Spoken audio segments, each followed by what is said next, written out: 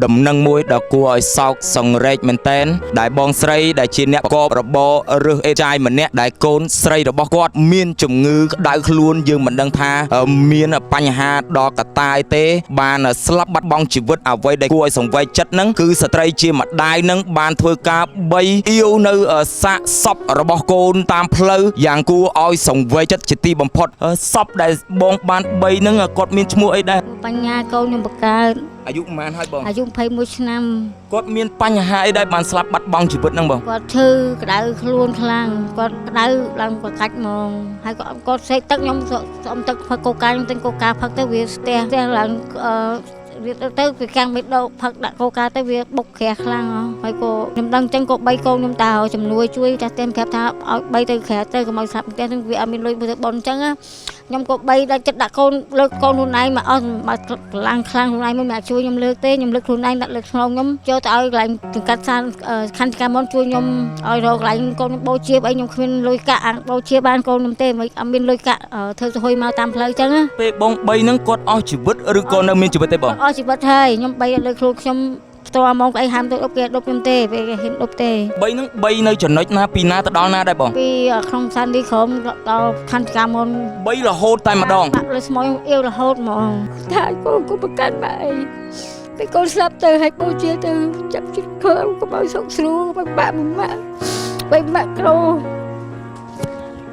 កូនចាប់ជិតកុំខណ្ឌមកអីម៉ាក់ថាអីចេះខោអីម៉ាក់ជេបចោលអីកុំខឹងមកអីកូនទៅកាន់គ្លៀបភពកូននៅវល់អីកូនទៅចោះកុំប្រំពីអីកុំនៅវល់អី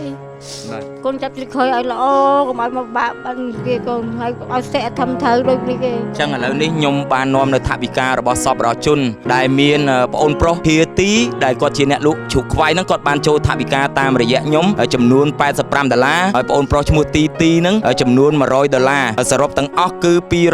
20,000ណាបងណានេះជាថវិកាដែលខ្ញុំបកគលឲ្យបងដែលជាសប្បុរសជនគាត់បានផ្ញើមកតាមរយៈខ្ញុំណាបងណាចឹងបងទទួលថវិកានេះហើយរៀបចំធ្វើបុណ្យសពឲ្យកូនណាបងណាដើម្បីឲ្យគាត់បានទៅកាន់សុគតិភពណាបងណា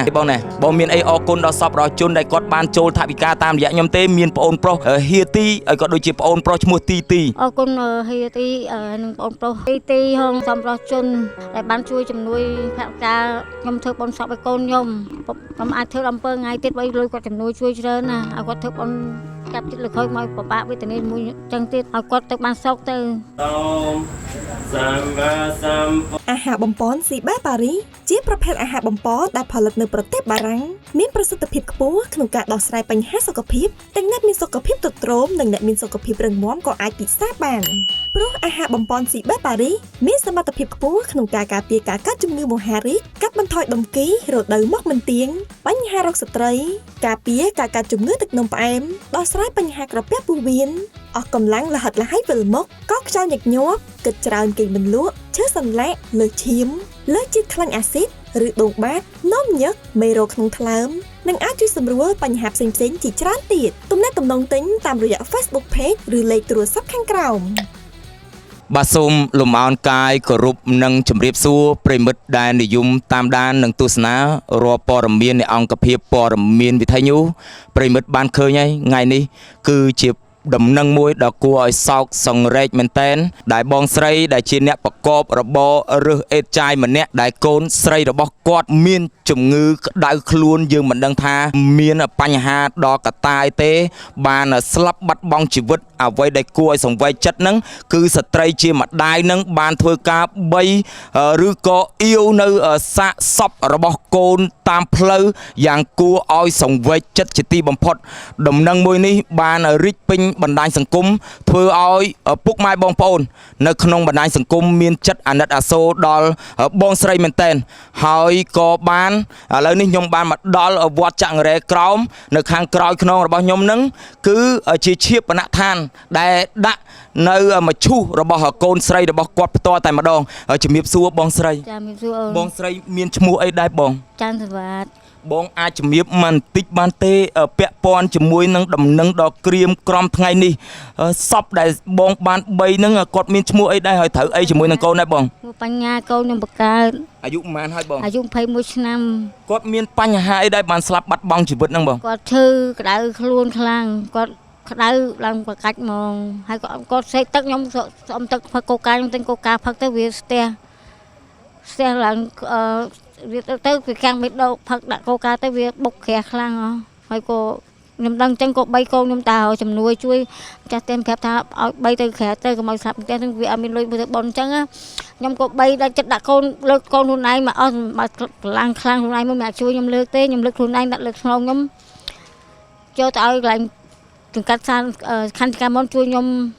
ឲ្យរកកន្លែងកូនខ្ញុំបោជាអីខ្ញុំគ្មានលុយកាក់បោជាបានកូនខ្ញុំទេមិនអត់មានលុយកាក់ធ្វើទៅហុយមកតាមផ្លូវចឹងណាចឹងពេលបង3ហ្នឹងគាត់អស់ជីវិតឬក៏នៅមានជីវិតទេបងអស់ជីវិតហើយខ្ញុំ3លើខ្លួនខ្ញុំផ្ទាល់ហ្មងអីហាមទៅដប់គេដប់ខ្ញុំទេពេលគេហ៊ានដប់ទេ3ហ្នឹង3នៅចំណុចណាពីណាទៅដល់ណាដែរបងពីក្នុងសានឌីក្រុមដល់ខណ្ឌកាមុន3រហូតតែម្ដងលើស្មោះអៀវរហូតហ្មងបងអៀវតាមផ្លូវមករហូតហ្មងចាអៀវតាមផ្លូវរហូតបងមានកូនប្រហែលអ្នកដែរបងកូនខ្ញុំ4នាក់ស្រីប៉ុន្មានប្រុសប៉ុន្មានបងស្រី3ប្រុស1អ្នកដែលស្លាប់នឹងគាត់មានឈ្មោះអីហើយគាត់ជាកូនទីប៉ុន្មានដែរបងកូនទី1ឈ្មោះបញ្ញាគាត់មានគ្រួសារឬក៏មានកូនអីទេបងអត់មានទេគាត់សតិអត់ត្រូវគ្រប់គាត់មានបញ្ហាសតិអារម្មណ៍ទៀតបងចាគាត់ឈឺពេលកណ្ដាលគាត់កើតបានមួយខែ2ខែមកគាត់ឈឺខ្លាំងខ្ញុំទៅពេទ្យភ័ព្វផាពេទ្យភ័ព្វផានិតទៅតែគាត់អត់លាកស្រោមខួរបងមានប្តីមានអីទេមានប្តីបងធ្វើអីដែរបងតែខ្ញុំធ្វើការអីសំណងដែរតែឥឡូវគាត់មានបញ្ហាហើយចុះបងប្រកបរបរអីដែររាល់ថ្ងៃរើសអេតចាយអូនរើសអេតចាយពីម្ដុំណាទៅម្ដុំណាដែរបងខ្ញុំរកតាមម្ដុំសាននេះនឹងតាកន្លែងតាមផ្លូវ2ផ្លូវនឹងរកកន្លែងនឹងរកថ្ងៃយប់បានប៉ុន្មានដែរបងមួយថ្ងៃបាន20000 30000ដែររកតែផ្លូវ3តែ2 3ផ្លូវទេខ្ញុំរកតែប៉ុណ្្នឹងឯងបងអាចប្រាប់អារម្មណ៍បន្តិចបានទេនៅពេលដែលបង3សពកូនស្រីនៅក្នុងដៃអៀវផង3ផងដើរតាមផ្លូវនឹងអារម្មណ៍ពេលនោះយ៉ាងម៉េចដែរបងខ្ញុំរហូតពាក្យនិយាយមិនដឹងខ្ញុំសន្ធត់ខ្លាំងពេកខ្ញុំដឹងពឹងជួយខាងណាគឺគេមិននេះចឹងបងមានដើរសាពះសុំឲ្យគេជួយទេខ្ញុំសុំកន្លែងអង្គការគេថាឲ្យទៅគេហ៊ានជួយខ្ញុំទេបើគេអត់ទៅស្គាល់ខ្ញុំបានស្គាល់បងស្រីមួយគាត់ដើរតាមផ្លូវឃើញខ្ញុំសួរខ្ញុំគាត់ថាខ្ញុំថៃកូនខ្ញុំស្លាប់ថាចឹងបងជួយខ្ញុំផងគាត់ថាទូរស័ព្ទមានឲ្យគាត់ផងខ្ញុំថាខ្ញុំអត់ចេះប្រើទូរស័ព្ទទេ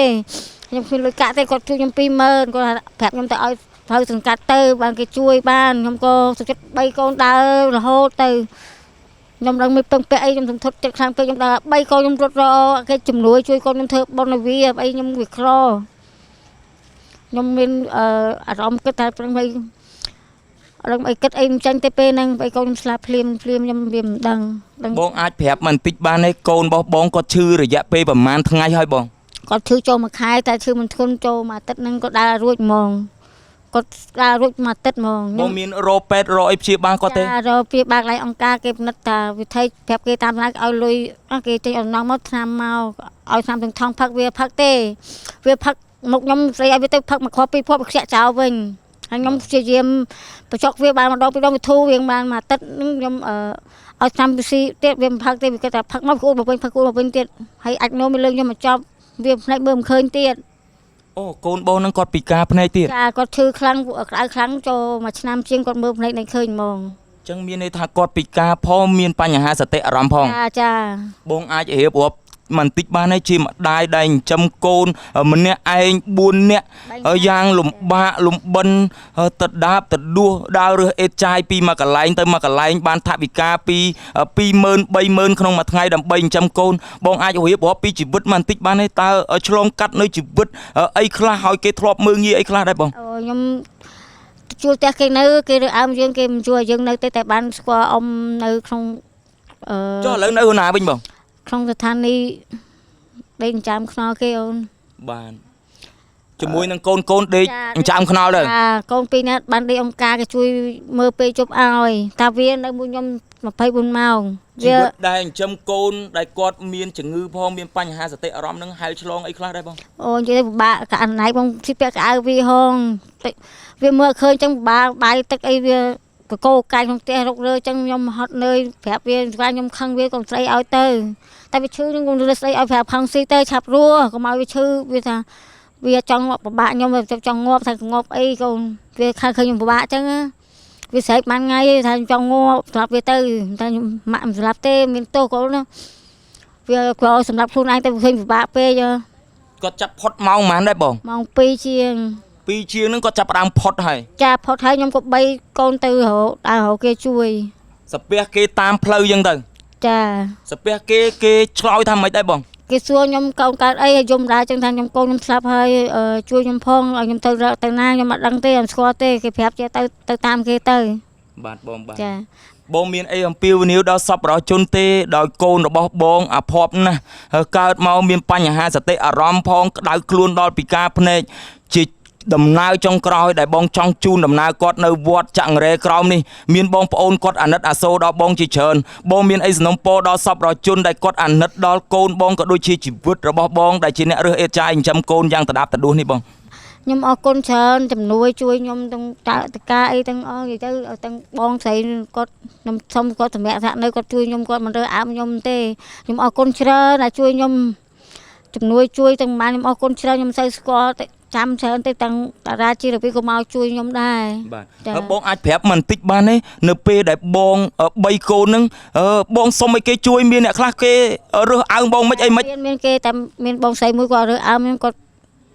ឲ្យលុយខ្ញុំឲ្យគាត់ប្រាប់ផ្លូវបានខ្ញុំដាក់បានមករកប៉ុស្តិ៍ឃើញ បាទមានអ្នករើសអើងទេបងពេលហ្នឹង មាន គេថាមិនគេរើសអើងហ្នឹង គេនេះគេឃើញកូនខ្ញុំហូរពេញ3វាហូរទឹកមាត់មកគេឲ្យគេហាំទៅដប់គេមិនដប់មិនដែរខ្ញុំទៅចិត្តថាអៀវកូនខ្ញុំទៅកម្លាំងតែមិនផឹងតអស់ដល់ខណ្ឌហ្មង បាទធ្វើម៉េចបានមកដល់វត្តចាក់ងែក្រមហ្នឹងបង លោក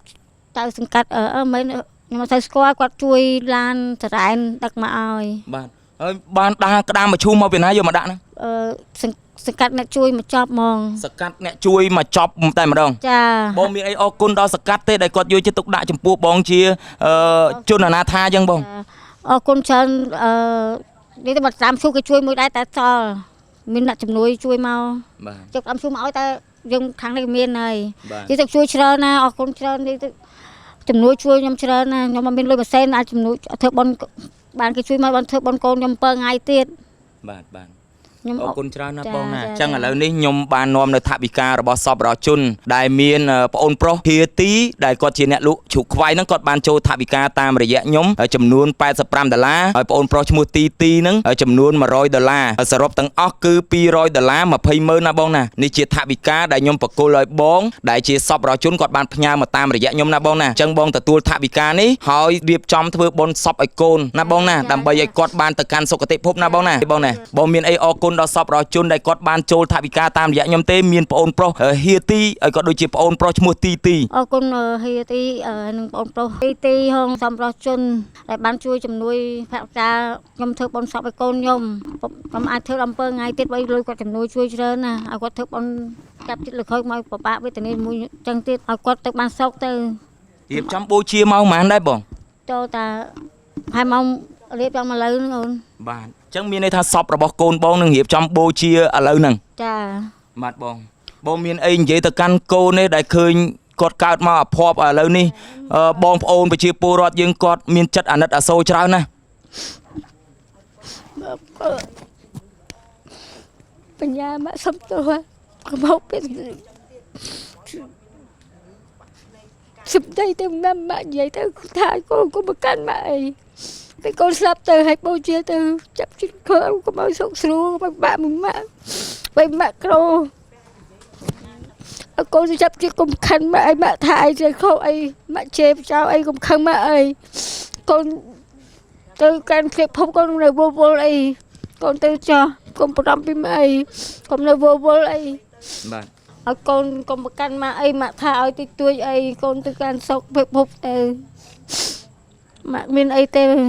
ហើយកម្មម៉ាក់ហងម៉ាក់ធ្វើខុសតែប្រហែលលើកូនបើម៉ាក់មានពេញកៅថ្មី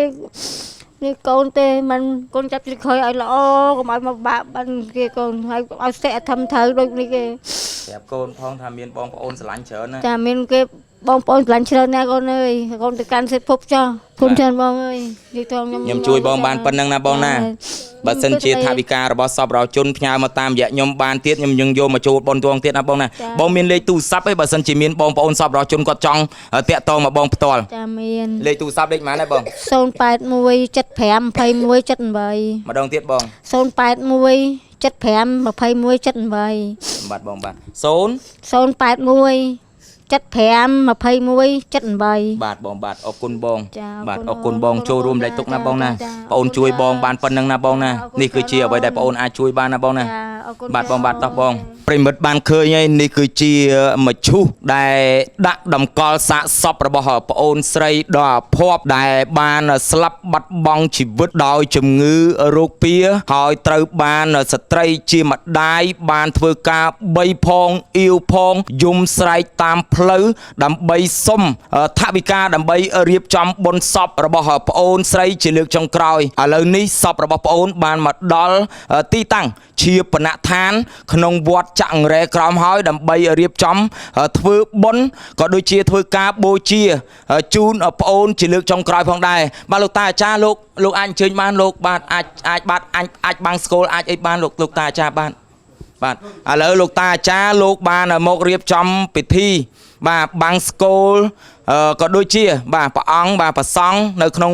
ដែលលោកគង់នៅវត្តចាក់រ៉ែក្រោមហ្នឹងលោកបានរៀបចំនៅពិធីបាំងស្គលក៏ដូចជាឧទ្ទិសកុសលបាទដល់វិញ្ញាណក្ខន្ធរបស់ប្អូនស្រីបាទអរគុណប្រិមិត្តសម្រាប់ការទស្សនានិងការតាមដានប្រិមិត្តបានឃើញហើយទាំងលោកអាចារ្យក៏ដូចជាព្រះសង្ឃដែលលោកគង់នៅវត្តចាក់រ៉ែក្រោមលោកបានធ្វើពិធីបាំងស្គលឧទ្ទិសកុសលផលបុណ្យជូនដល់ប្អូនស្រីដែលបានស្លាប់ហើយម្ដាយដើម្បីមករៀបចំធ្វើបុណ្យហ្នឹងឥឡូវបានមកដល់ហើយណាបងស្រីខ្ញុំជម្រាបលាបងណាបងណា អរគុណច្រើនអូន បាទជម្រាបលាបងប្អូននឹងធ្វើការជួយបងបន្តទៀតណាបងណាបាទបងបាទ ចា ស្រី អរគុណ គោរពណាបងណា ចាអរគុណច្រើន បាទបងបាទ អូន បាទ ចា អរគុណ អរ បង គុណច្រើនបានជួយ